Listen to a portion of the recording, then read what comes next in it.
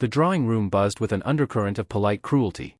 Lady Eleanor stood near the tall, oak-paneled windows, her hands lightly resting upon the carved sill, as if seeking some small anchor in the storm of society's judgment. From behind her, the whispers began like the faint rustle of dry leaves, barely audible at first, then growing in certainty, in volume, in subtle accusation. "She is unremarkable," murmured one lady, her lace-gloved fingers fluttering nervously as if afraid to touch the air around Eleanor. "Plain, some might say, and timid," added another, her voice dipped in honey but sharp as a thistle. Eleanor's chest tightened. She had heard such murmurs before, yet each repetition cut anew, a small blade honed by the unrelenting insistence of polite society. Her heart, ever tender, bore these slights as she had borne so many, silently, with careful dignity, hiding the tremor beneath measured breaths. A gentleman near the fireplace, a young baronet with a calculating glance, shook his head ever so slightly, as if to confirm the collective judgment. "Perhaps another, more, striking young lady, might suit our purpose," he said, and the room nodded, each head a chorus in agreement. Eleanor's lips pressed into a thin line. She forced her gaze toward the garden beyond the window, though the gray sky offered no comfort.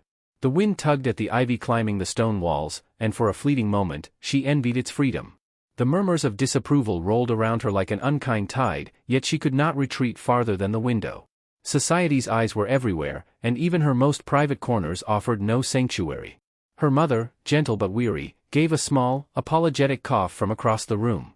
"Do not mind them, Eleanor," she said softly, though Eleanor could hear the tension in her voice. "They do not understand." She stopped, glancing nervously toward the assembly, aware that even caution carried weight in such gatherings. Eleanor inclined her head politely, a subtle nod that disguised the storm within. She had learned early that protest invited ridicule, silence, though a bitter companion, offered a modicum of control. And yet, this evening's rejection stung more sharply than most. Each suitor's polite dismissal, each measured glance away from her eyes, reminded her not merely of her plainness, but of her solitude in a world that prized display above substance. The servants moved quietly around the room, placing crystal decanters and silver trays with a precision born of years of repetition. Eleanor's fingers brushed the hem of her gown, its muted blue silk catching the light only faintly, as though it too acknowledged its own modesty. She imagined the whispers that would follow her even after the guests had departed, stories embroidered, details exaggerated, the truth diminished to nothing more than social gossip. It was as if the very air in the room conspired against her, pressing her inward, folding her small, delicate figure into the shadows of expectation. She inhaled slowly, counting the beat of her heart like one counts stones across a river, hoping to find purchase in the swift current of humiliation. It was then that the Duke arrived. Though she did not see him immediately, the room's atmosphere shifted. Conversation stilled for the briefest of moments, a collective inhalation, as though the walls themselves acknowledged the presence of a man whose reputation carried weight beyond measure. The Duke was known in every county for his discerning eye and unshakable authority, a figure both respected and feared, whose judgment could elevate or undo a family's standing with a single word. Whispers of his arrival fluttered through the room, hesitant, reverent. Eleanor felt a faint stir of curiosity amidst the tension, curiosity and dread intertwined, like two strands of ivy coiling about the same branch. From the doorway, he entered with measured steps, dark coat brushing against polished floors, eyes alert yet considerate, as if each gesture were weighed before release. He scanned the room, acknowledging the assembled ladies and gentlemen with a nod of courteous attention, yet Eleanor sensed, even from her distant corner, that his gaze lingered.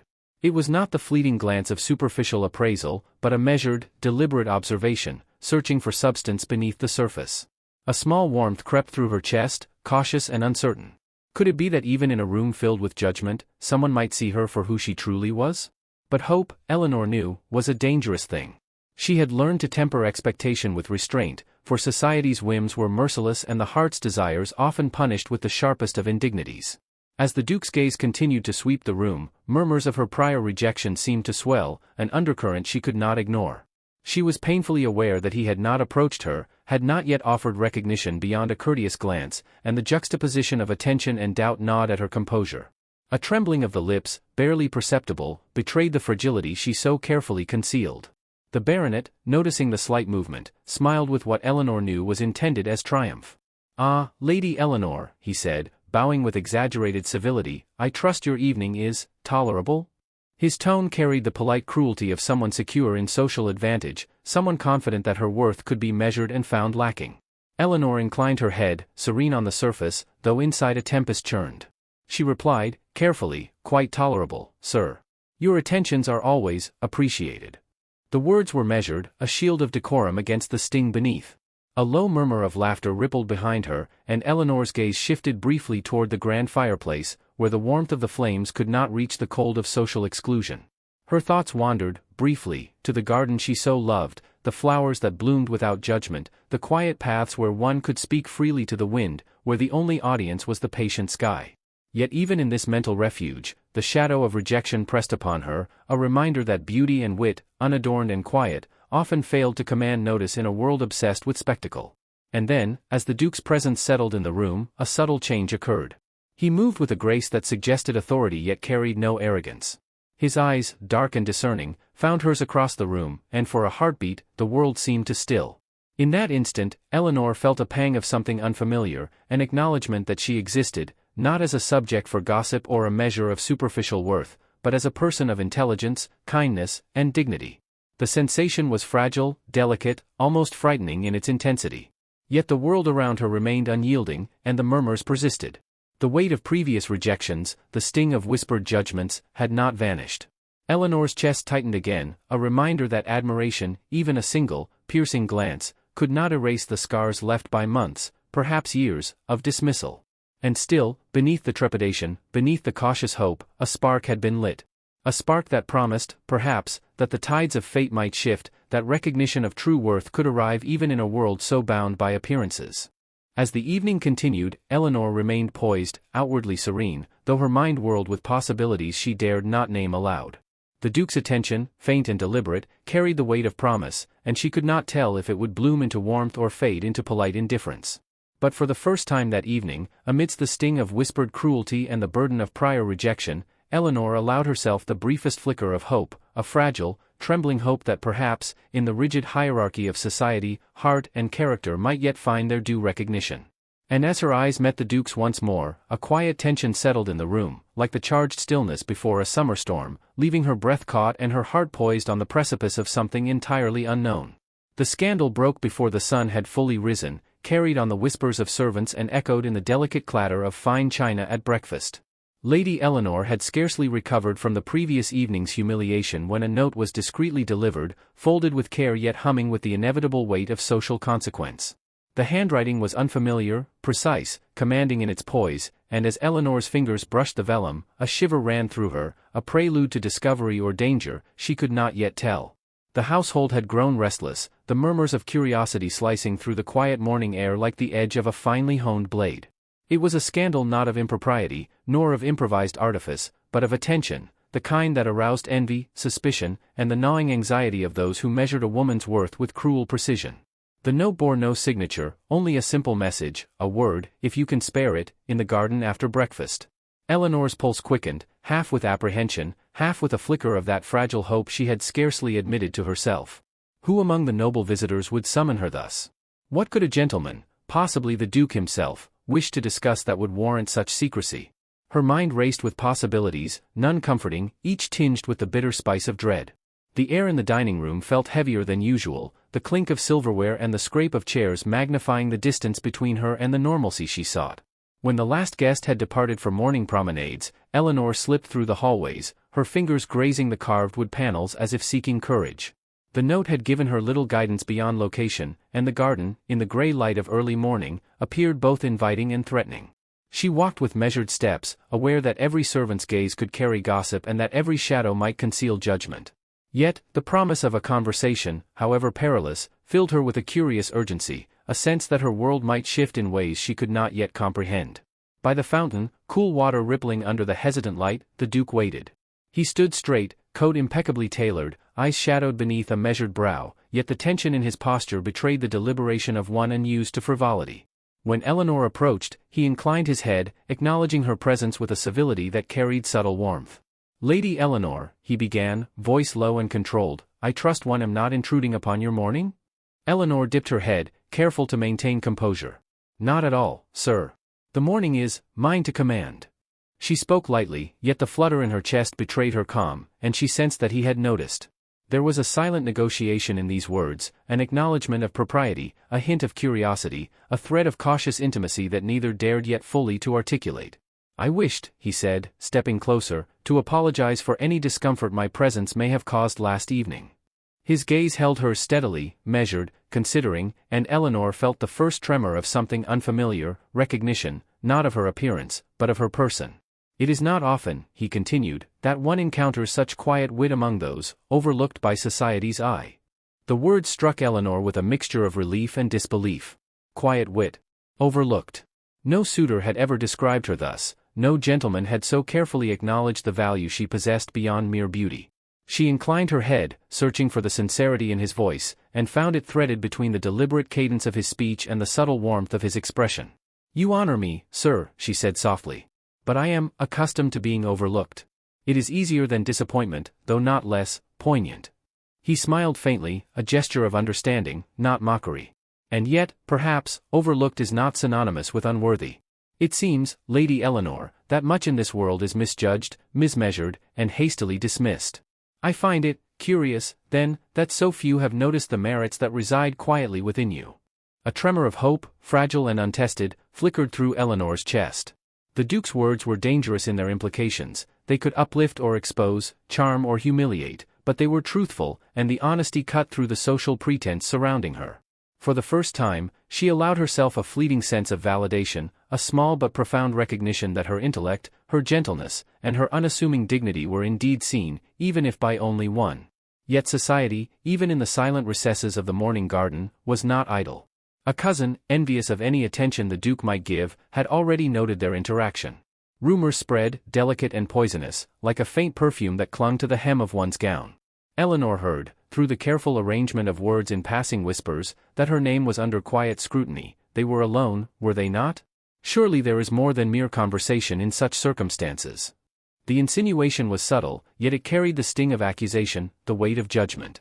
Eleanor's fingers tightened around the folds of her gown. The world's gaze was everywhere, and the risk of scandal had never felt more immediate.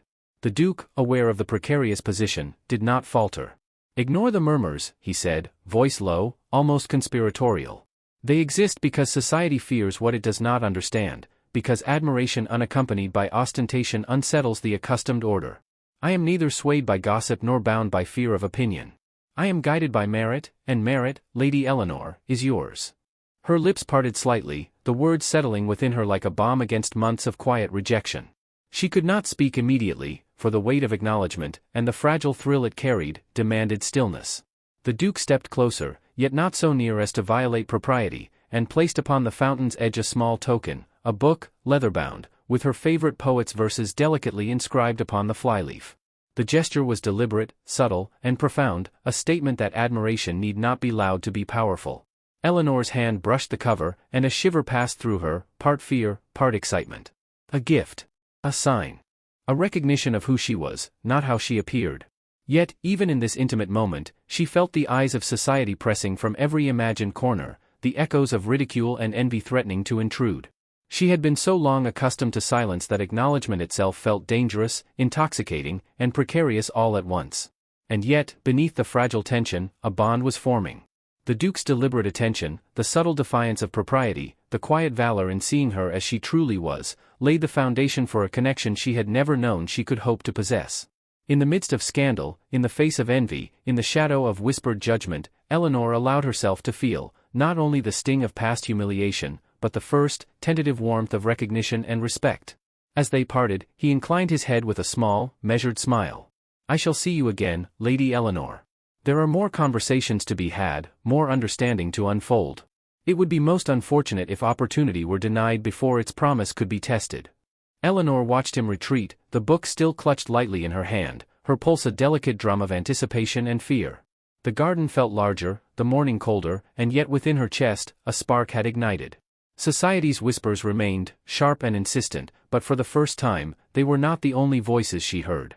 Somewhere between scandal and recognition, she glimpsed a possibility, fragile and trembling, that the rigid hierarchy of her world might yet bend, if only slightly, in favor of heart and character.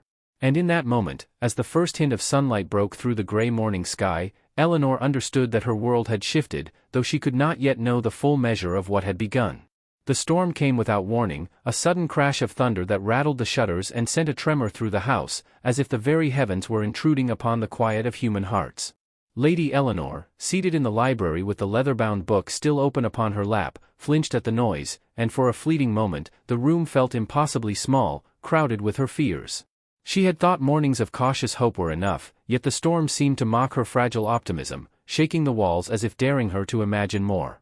The door opened then, not with ceremony, but with the quiet authority of one who had earned entrance, and the Duke stepped inside, cloak damp, hair slightly wind-tossed, and eyes alight with something Eleanor could not yet name.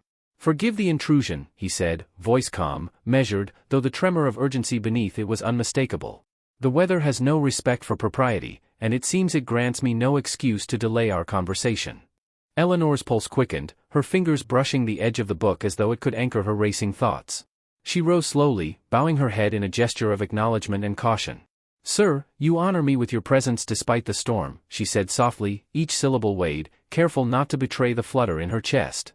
He inclined his head, removing his coat and draping it over a nearby chair with precise care, yet his gaze never wavered from hers.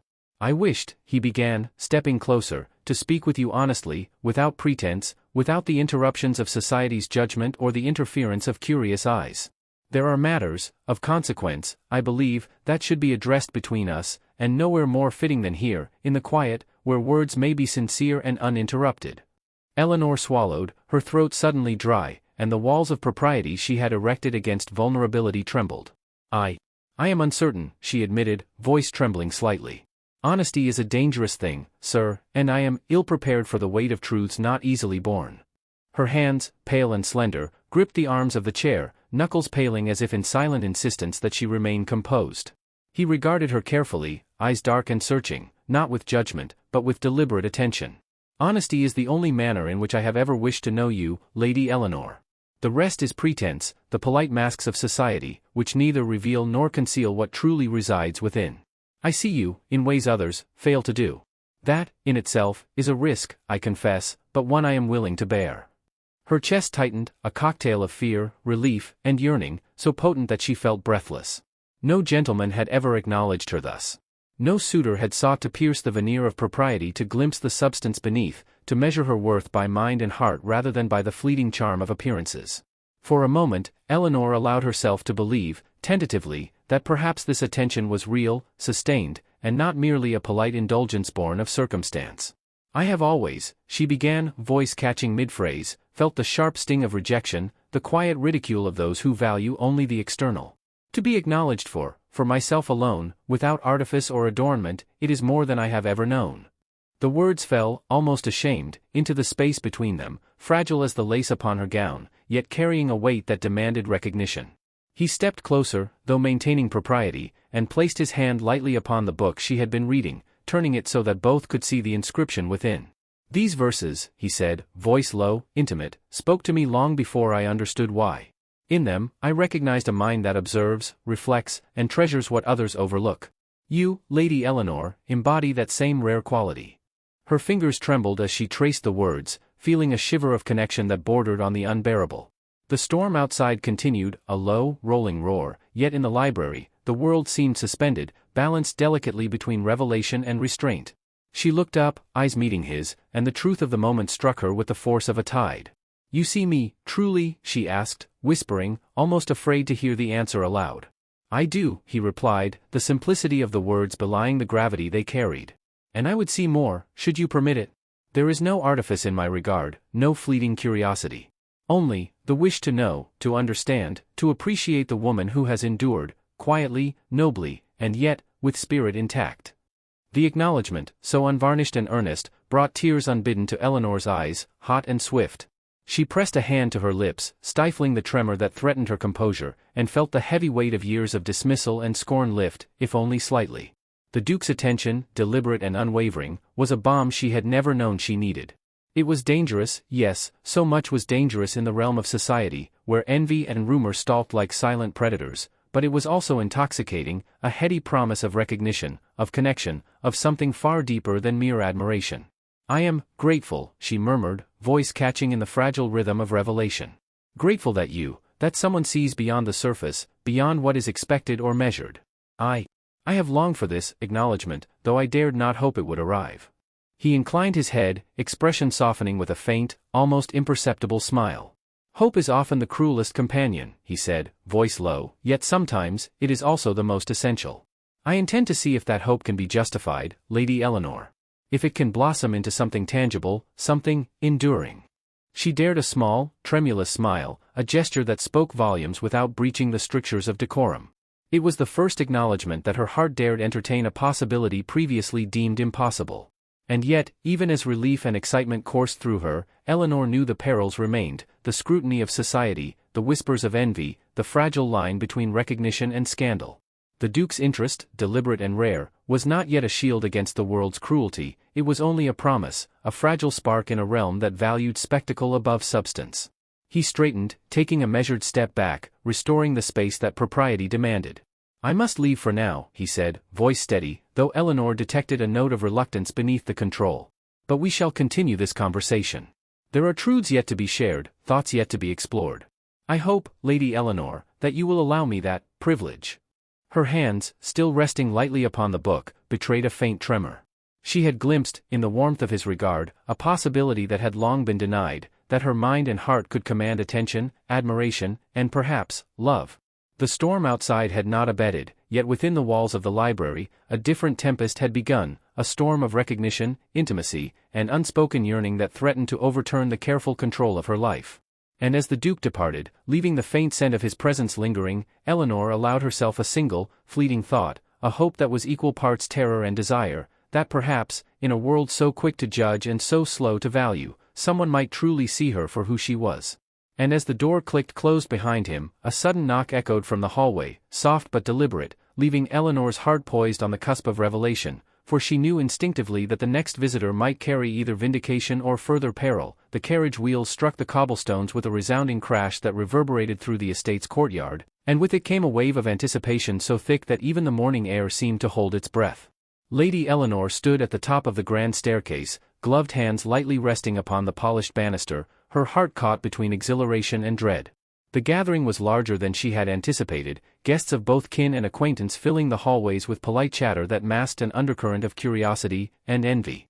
The rumor of the Duke's interest had spread, subtle at first, and now it swelled into something palpable, a current that pressed upon her every step. A hush fell as the Duke entered, his presence commanding without arrogance, eyes sweeping the room with the authority of a man accustomed to attention but choosing, deliberately, where it landed. His gaze found Eleanor, and the rest of the room seemed to blur into insignificance. She felt the weight of every glance, every whisper, yet beneath the scrutiny, beneath the judgments of society, a new certainty began to bloom, a fragile, radiant certainty that perhaps her worth would be recognized, not merely endured.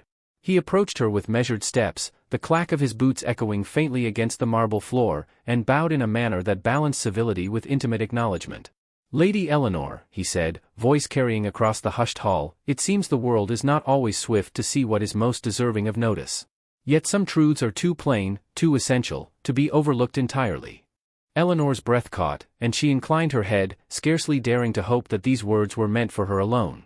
The murmurs of the assembled guests rose and fell like waves, an anxious undercurrent of gossip and speculation.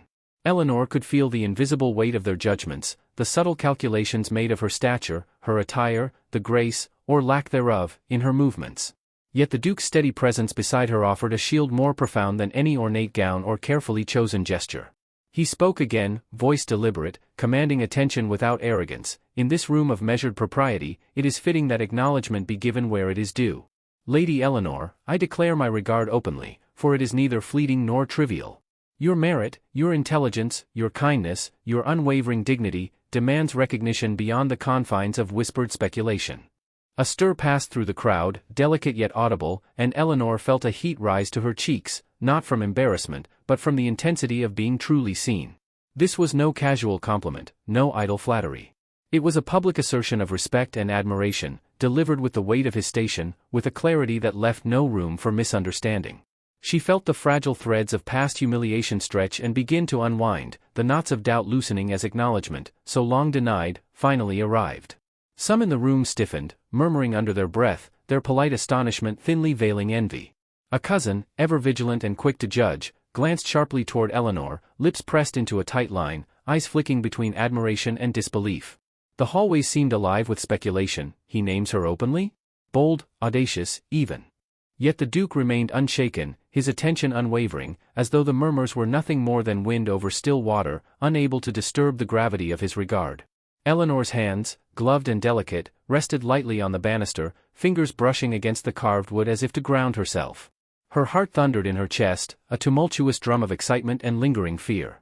She had spent years navigating the world's scorn, learning to measure every word, every glance, every gesture, and yet here was a man of power and reputation, defying expectation, defying society itself, to honor her worth.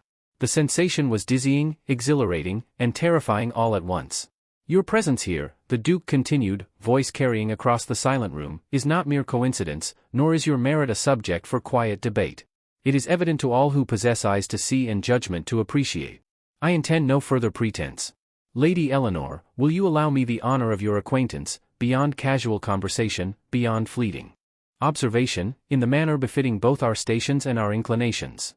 The hall seemed to hold its breath as Eleanor absorbed the words, the weight and intention behind them settling into her consciousness. It was a moment that balanced on the cusp between societal expectation and personal desire, a precipice she had never dared approach. She met his gaze steadily, finding in his eyes a sincerity that transcended pretense, a respect that could not be swayed by gossip or envy. Sir, she said at last, voice steady though colored with emotion, your words, they honor me beyond measure. I shall accept your regard, and the opportunity to know you, as you so generously offer. A faint murmur ran through the crowd, a ripple of surprise and admiration, yet Eleanor scarcely heard it. Her focus remained fixed upon the Duke, who inclined his head, a gesture of acknowledgement and quiet triumph. It was a moment of transformation, a shift from silence and marginalization to recognition and possibility. The hall, with all its whispered judgments, could not diminish the clarity of what had passed between them. And yet, even in the midst of triumph, there lingered the delicate tension of consequence. A scandal, however subtle, could still unfold, envy, however veiled, might yet strike. Eleanor's pulse remained a rapid, insistent rhythm, a reminder that public acknowledgement, though powerful, was but one step in a longer journey. She felt the fragile duality of elation and apprehension, knowing that the heart's desire and society's scrutiny often collided with unrelenting force. The Duke stepped closer, lowering his voice just enough that only she could hear, the intimacy of the moment balanced by the eyes of the assembly. Do not let their whispers unsettle you, he said softly, tone deliberate and grounding. You have endured much, Lady Eleanor, and you possess a strength that few recognize. I see it, I honor it, and I intend to ensure it is not overlooked again. Eleanor inclined her head, a mixture of gratitude, relief, and restrained joy coursing through her. The storm of previous rejections, the subtle humiliation of whispered judgments, had not vanished entirely, but the tide had turned. For the first time, she felt not only seen, but protected, affirmed, and valued in a manner that transcended social expectation. The public declaration, measured and deliberate, had shifted the course of her life in ways she had scarcely dared imagine. As the Duke offered his arm, Eleanor accepted with careful composure, the faintest quiver of excitement betraying her poised demeanor. They descended the grand staircase together, the assembly parting with murmured speculation, leaving in their wake a charged air of anticipation and awe. Yet, as the last step touched marble, a hush fell once more, broken by the faint rustle of silk and the sharp intake of breath from a figure in the crowd, someone who had watched the proceedings with unyielding scrutiny. It was then that Eleanor understood, with a sudden pang of awareness, that while one battle had been won, acknowledgement, admiration, a public gesture of intent, another waited, subtle and insistent, just beyond the light of immediate triumph. Society's gaze, while momentarily tamed, had not fully released its hold. The path ahead, though brightened by the Duke's recognition, remained fraught with challenges, whispers, and unforeseen trials. And as the figure stepped forward, Eleanor's pulse caught, leaving her poised on the precipice of revelation, anticipation, and the uncertain promise of what was yet to come. The morning sun shattered the horizon in a sudden blaze of gold, casting the estate's gardens into brilliance as if the heavens themselves had chosen this day to witness what had long been hidden. Lady Eleanor stood at the edge of the gravel path, gloves clasped lightly in her hands, chest tight with anticipation. Word had traveled fast of the Duke's intentions, and the estate hummed with the subtle, charged energy of expectation. Today would mark the culmination of whispered hopes and measured courtesies, yet Eleanor's heart still trembled with the fragile weight of fear and desire. A sudden crash of hooves on cobblestones broke the fragile calm, a messenger arrived, breathless, delivering letters that confirmed the final arrangements for the announcement. Eleanor's pulse quickened, a drum of both trepidation and exhilaration. The storm of judgment, the waves of envy, and the undercurrent of doubt that had stalked her for months seemed poised to meet their match in the Duke's unwavering resolve. She drew a slow, deliberate breath, the scent of dew-laden roses mingling with the crisp morning air, anchoring her to the moment, to the promise of what might finally unfold. The Duke appeared then, as if materializing from the warmth of sunlight itself, impeccably dressed, eyes steady and resolute. When he saw Eleanor, a faint, private smile curved his lips, one that carried the intimacy of shared understanding and unspoken vows. He approached her with measured steps, each movement deliberate, a silent declaration that the world's whispers would no longer define her. "Lady Eleanor," he said, voice steady yet rich with quiet emotion, "the day has arrived when propriety and desire may align. We are no longer bound solely by observation or rumor, but may act upon the recognition that has long been withheld." Eleanor's breath caught, and for a moment, she was transported back to the early days of quiet humiliation, the sharp sting of whispered disapproval, the constant ache of being overlooked.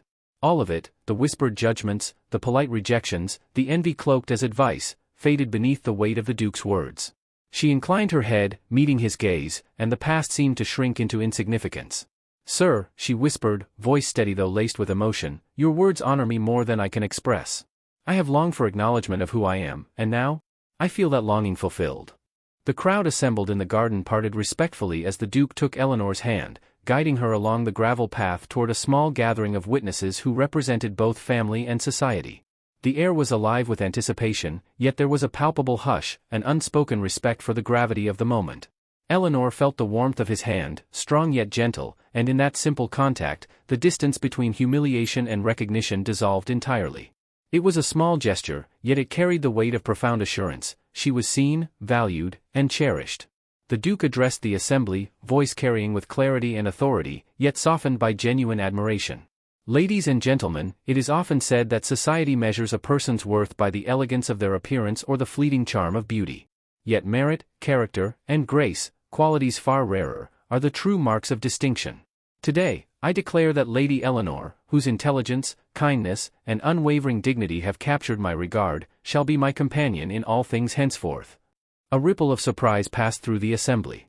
Some gasped, others murmured in astonishment, yet all fell silent beneath the weight of his declaration.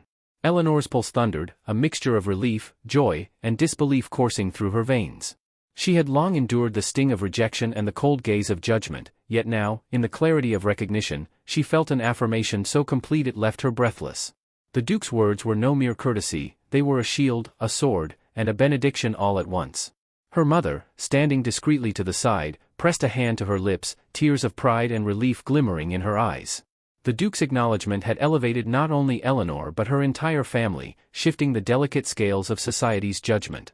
Yet Eleanor's gaze remained fixed on the Duke, absorbing the sincerity in his dark eyes, the subtle curve of his smile, the steady assurance in every line of his posture.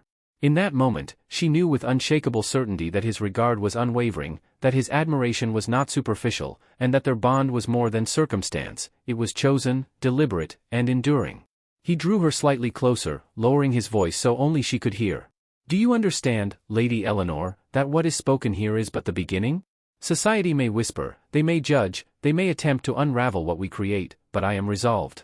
Your merit, your spirit, and your heart shall never again be dismissed." Tears sprang to Eleanor's eyes, unbidden yet welcome, and she pressed a gloved hand against her chest, feeling the rapid beat of her heart. "I understand," she whispered, voice trembling yet filled with conviction. I trust you, sir, and I am ready to embrace what has been long denied." The Duke's smile softened, a rare moment of unguarded warmth. He offered his arm, and Eleanor accepted, feeling the weight of both society's attention and personal triumph settle comfortably upon her shoulders. Together, they moved through the garden, the sunlight illuminating the subtle shift in status, in perception, in the quiet victory of character over prejudice. The murmurs of astonishment faded, replaced by an undercurrent of admiration, as those present realized that recognition of true merit could indeed transcend appearance, circumstance, and rumor. And yet, even in this moment of triumph, the path forward remained tentative. The Duke's declaration had shifted the balance, but society's gaze, fickle and insistent, was never entirely still. Eleanor understood that while her place beside him was affirmed, the scrutiny of whispered envy, the subtle tests of character, and the occasional shadow of doubt would continue to brush against her life. It was a truth she accepted, not with fear, but with a quiet courage, fortified by the knowledge that she was no longer alone, that her worth was seen, and that her heart had found a steadfast companion. As the Duke guided her to a small alcove where a delicate fountain shimmered in the morning light, Eleanor allowed herself a rare moment of stillness. The rush of emotion, the storm of anticipation, the delicate tension between past rejection and present recognition, all settled into a calm, steady rhythm within her chest. She glanced up at him, eyes bright with unspoken gratitude, and he returned her gaze with the soft intensity of one who had long awaited this alignment of circumstance and heart. And as they stood together, hand in hand, Eleanor realized that the trials, the whispers, and the subtle cruelties of society had not broken her. They had tempered her, refined her patience, and deepened her understanding of true merit. The Duke's recognition was not merely a triumph of affection, but a triumph of character, perseverance, and the enduring strength of the human heart.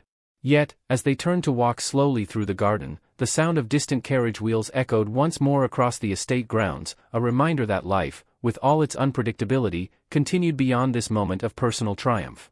Eleanor's heart leapt, not in fear, but in recognition that while one chapter had closed in triumph, the next awaited with both promise and uncertainty. And as the sunlight shimmered across the fountain's surface, reflecting their joined hands, she felt a thrill of anticipation. The future, though unwritten, beckoned with the quiet certainty that love, once acknowledged and chosen, could endure all shadows.